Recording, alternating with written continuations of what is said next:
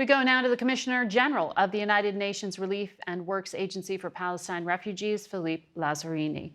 Welcome back to Face the Nation. Good morning, Margaret. I understand you're joining us from Amman, Jordan this morning.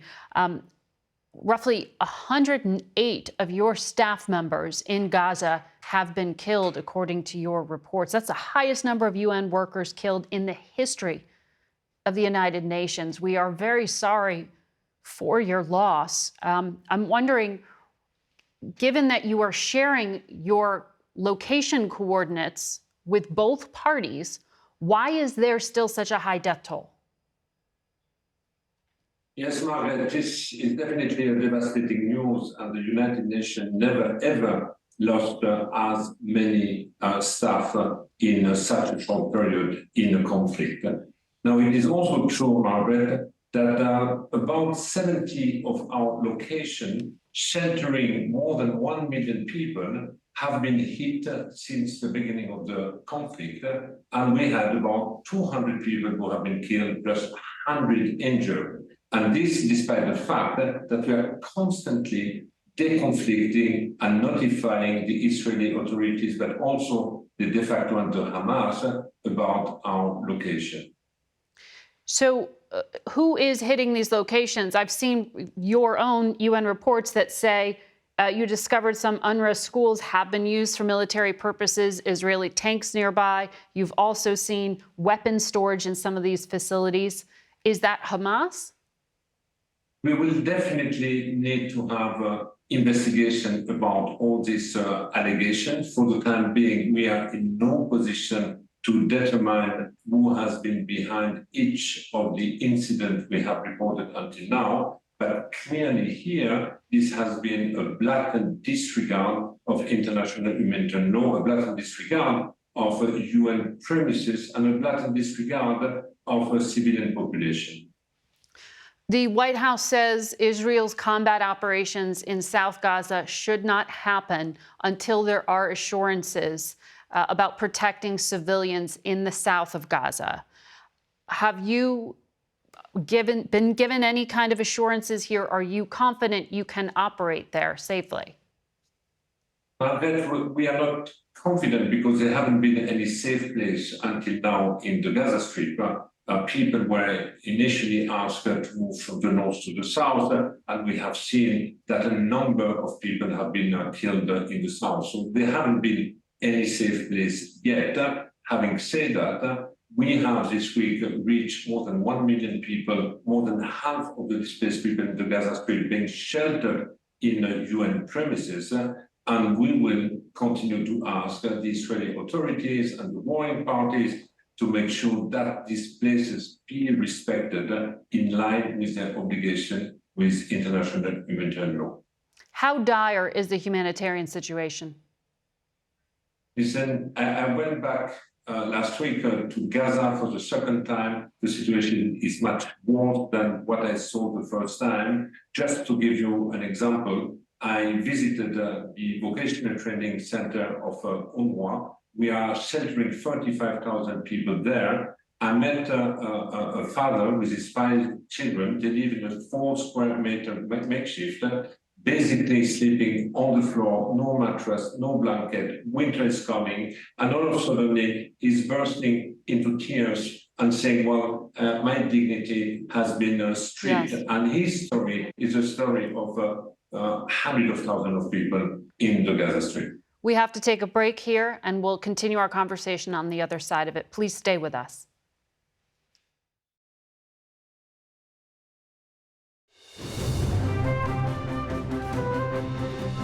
Welcome back to Face the Nation and our conversation with Philippe Lazzarini of the UN Relief Agency for Palestine Refugees. Mr. Commissioner General, how much aid is getting into Gaza now as part of this diplomatic deal? Since 2 days, since the beginning of the truce, we have seen a significant increase of trucks entering into Gaza. I would say until Thursday, we had an average of 40 trucks, which was far too little compared to the immense need in the Gaza Strip. And now, I would say over the last 3 days, we had an average of 160 to 200 trucks crossing Rafah and entering into Gaza. Having said that, I do believe that the 200 are hardly enough for a humanitarian response if we want to reverse the impact of the siege in the Gaza Strip. We need also commercial flow. Mm-hmm.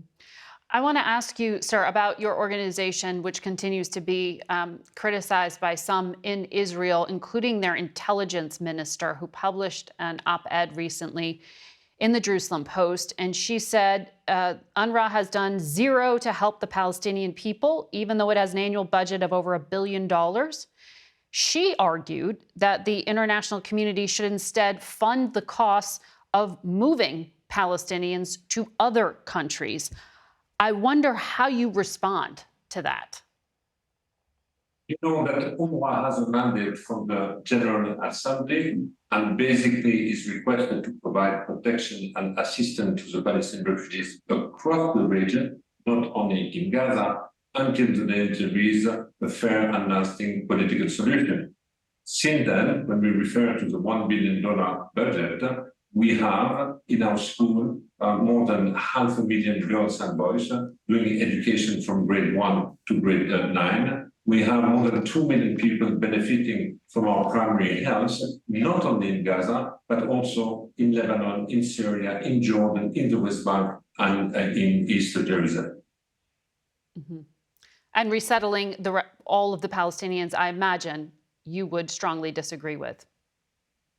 UNRWA does not have the mandate from the General Assembly to resettle the Palestinian refugees. The assumption is there needs to be a political solution, a lasting one, and that's the way an organization like ours would then phase out. Unfortunately, for 75 years, there haven't been any of such a solution, and basically we are dealing with the longest lasting unresolved conflict. Understood.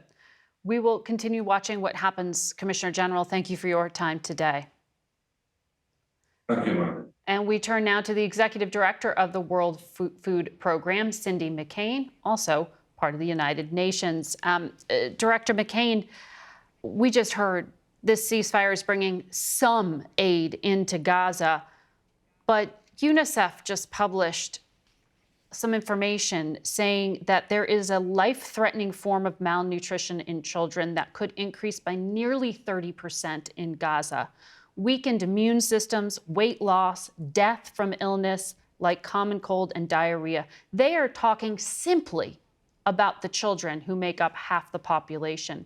What are you doing to prevent this from happening? Well, thank you for having me. First of all, the bottom line here is that we need to get more aid in, as has been said. We are looking at possibly being on the brink of famine in this region. This is something that's not only terrific, but it will spread. And with that comes disease and everything else that you can imagine. Bottom line, we need more trucks in, we need more aid in, we need to be able to have more access to be able to distribute the aid. And you know, hopefully maybe a longer time to do that, not just 4 days. We look forward to making sure that we can work with all of our partners on the ground and in the area to make sure that this can happen. And I want to thank the Egyptians for being so helpful in all of this. UNICEF also said approximately 30,000 children under the age of 5 in Gaza had stunted growth. And this was even before the war began. Right. Why? Well, the access for aid, again, prior to the war and then, of course, since the war, has been an issue all along. And the ability to make sure that these children get the proper nutrients, not just food, but the proper nutrients in this.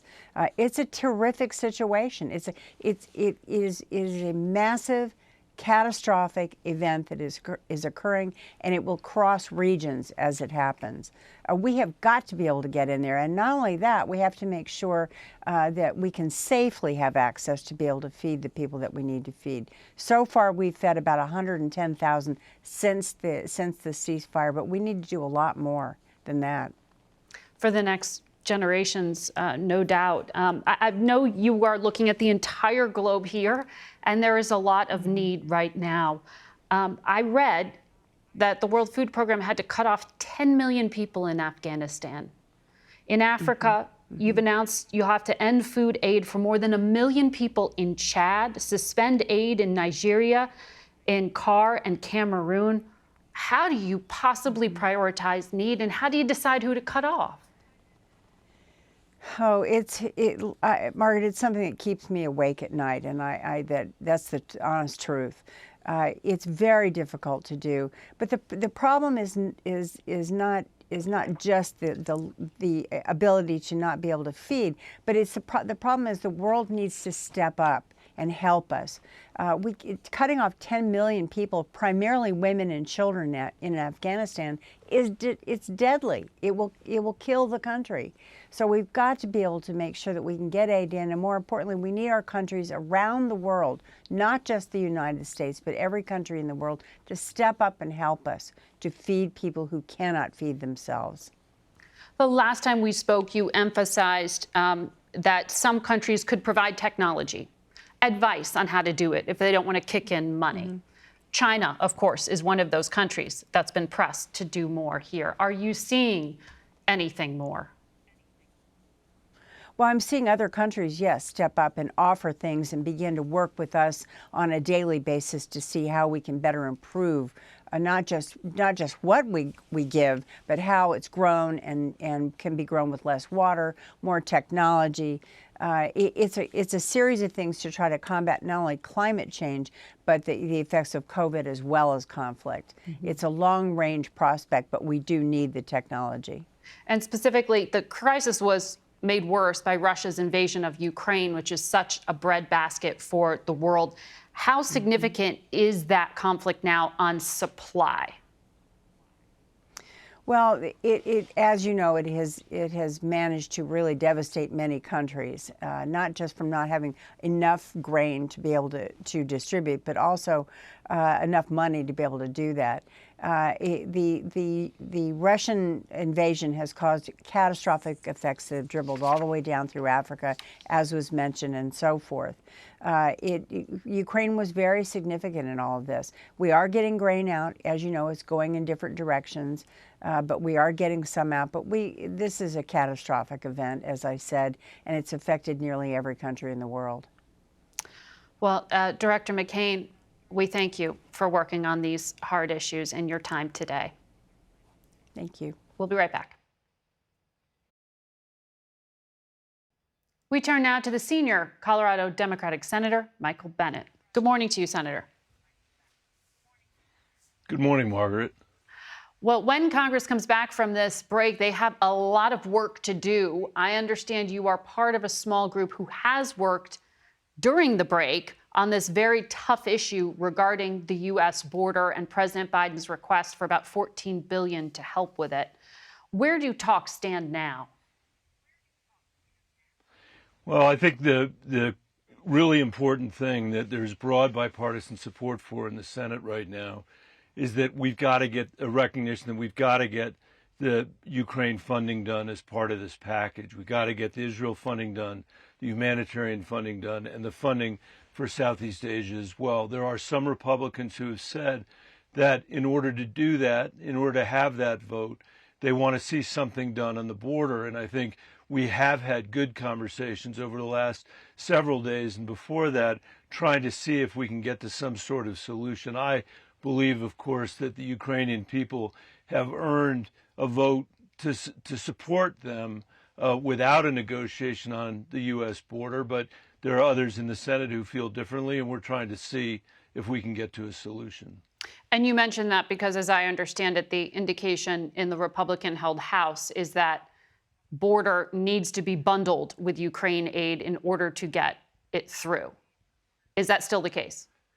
That is still the case from the House. I mean, when you think about what the courage of the Ukrainian people has meant for humanity, it really has been extraordinary. They have taken back over half the territory that Putin took from them. They have rendered the Black Sea Fleet, Putin's Black Sea Fleet, can't do what they've tried to do. So the grain you were talking about with Cindy McCain is actually going out because of what the Ukrainian people did.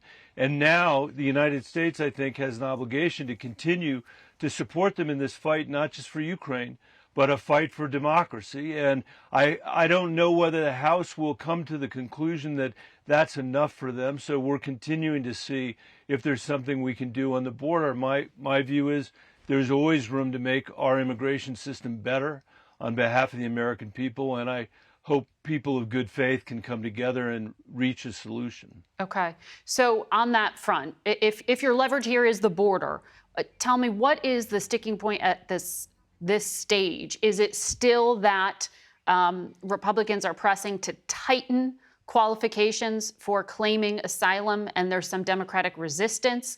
Is it resistance to including Dreamers? What are the specifics that you're actually able to tackle? Well, obviously, I would love it if we could include the Dreamers in this package. 90% of the American people believe that the Dreamers should have a pathway to citizenship. There has been a discussion about whether or not we ought to think about changing the asylum standard.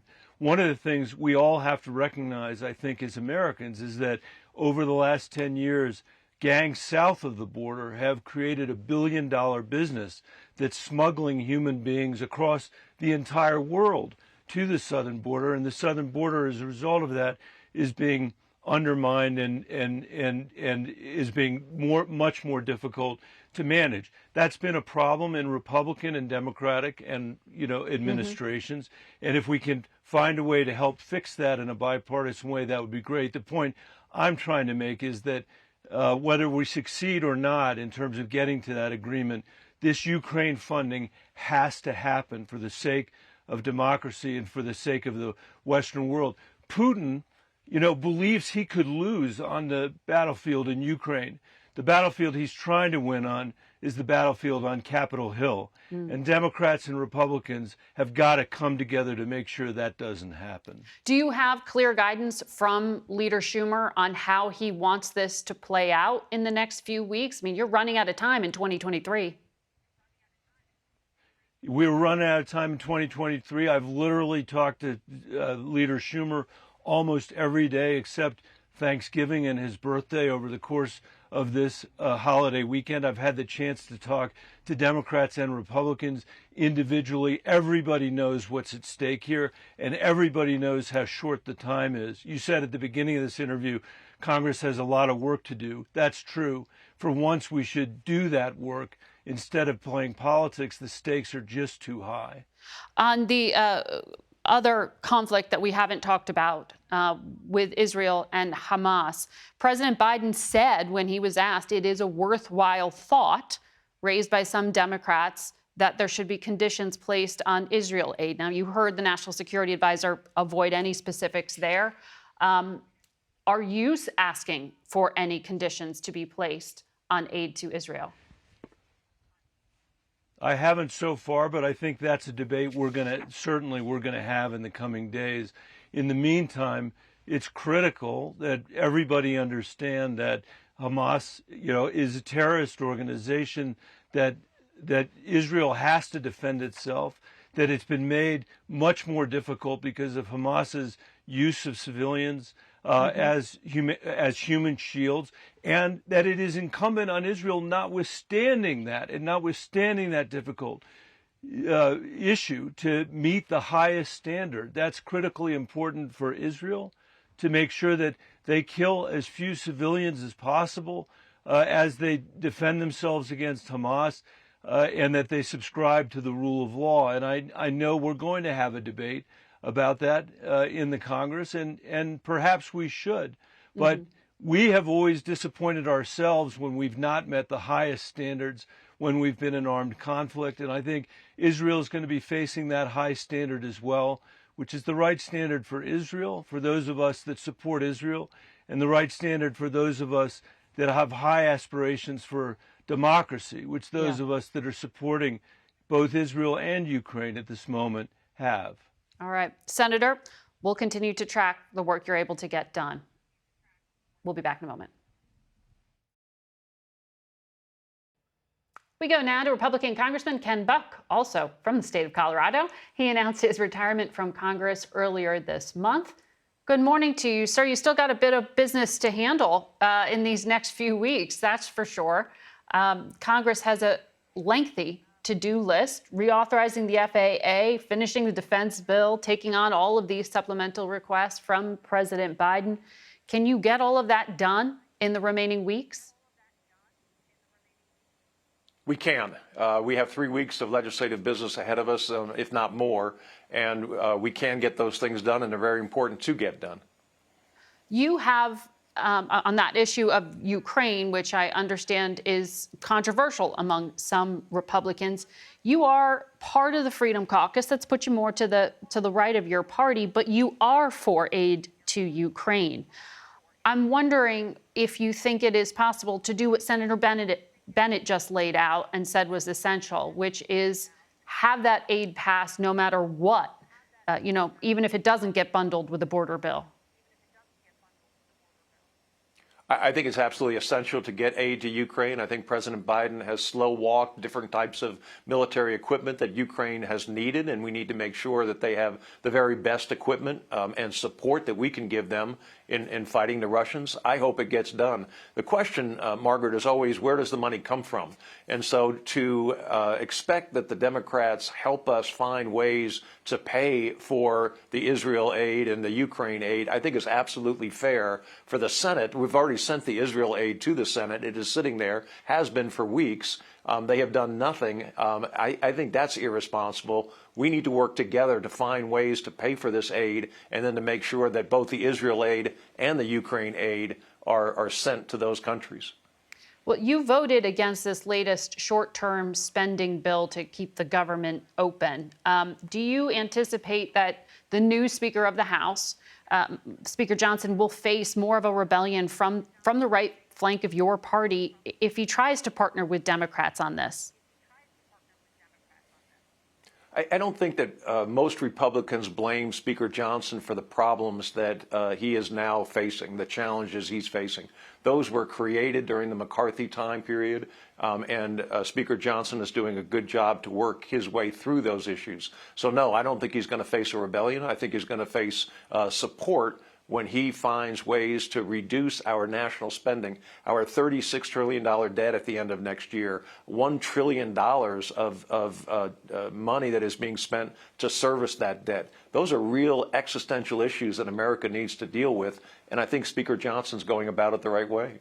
Does that mean Speaker Johnson has been working through the break and has a plan to do this and a way to pay for it in the next 3 weeks? Yeah, absolutely. The Israel aid was conditioned on the but that's dead on arrival in the Senate, and the IRS president agents. said he would veto that as structured. Well, and the Democrats are going to own that. If we don't get aid to Israel, they haven't sent a package back to us and said, we don't agree with all of these cuts. We agree with some of them. And if the Democrats want to hold up Israel aid, that's up to them. I think it's important that we find ways to pay for the needs that Israel has and Ukraine has, and to do it in a responsible way. Okay. Well, we'll have to see if that can get done. I want to ask you about how we introduced you, which was mentioning your retirement. We've seen a tremendous number of retirements announced in just the past few weeks. It's the highest number of retirements in a single month for over a decade. You said too many Republican leaders are lying to America. Who do you have in mind when you said that? I have everybody who thinks that the election was stolen or talks about the election being stolen is lying to America. That's everyone that is making that argument. Everyone who makes the argument that January 6th was a unguided tour of the Capitol is lying to America. Everyone who says that the prisoners who are being prosecuted right now for their involvement in January 6th, that they are somehow political prisoners or that they didn't commit crimes. Those folks are lying to America. As a Republican Party, if we're going to offer good, solid policy answers to the real challenges we face in America, we've got to get past the lies and we've got to have credibility with the American public. And I think we can do that, but we have to move forward. But you know that the Speaker of the House tried to reverse the 2020 election results by signing on to that Texas amicus brief. By CBS standards, that makes him an election denier, but you support him. I do support him. I signed on to that brief also, and I believe that going through the courts to challenge an election is absolutely proper, and it's been done dozens of times in American history. What's wrong is to try to stop a legal function, a legislative function like counting the votes in an election as happened on January 6th. Mike was not the leader of the party at the time that so many Republicans voted against the certification of electors. Does he need to be more clear, and though, while I disagree now? with some of his... I hope he is. I hope he becomes more clear. I hope all of my Republican colleagues become more clear and recognize the fact that Joe Biden is an existential threat to this country. We need to defeat him, and we do that with someone who's not lying to the country. Well, Congressman Ken Buck, we appreciate your time on this post-Thanksgiving holiday weekend. We have some good news we want to share with all of you just out of Gaza. We have learned from a source with knowledge that 4-year-old American Abigail Edan is in the custody now of the Red Cross. The Qatari Foreign Ministry also says 39 Palestinians will be released by Israel as part of this latest hostage swap in exchange for those prisoners being released. We will be right back. Before we go today, we want to pay tribute to our friend and colleague, Ricardo Rick Whitson, who died last week at the age of 57 years old. He was a talented lighting director adored by us here, and our thoughts and prayers go to his family and friends at this hour. For Face the Nation, I'm Margaret Brennan.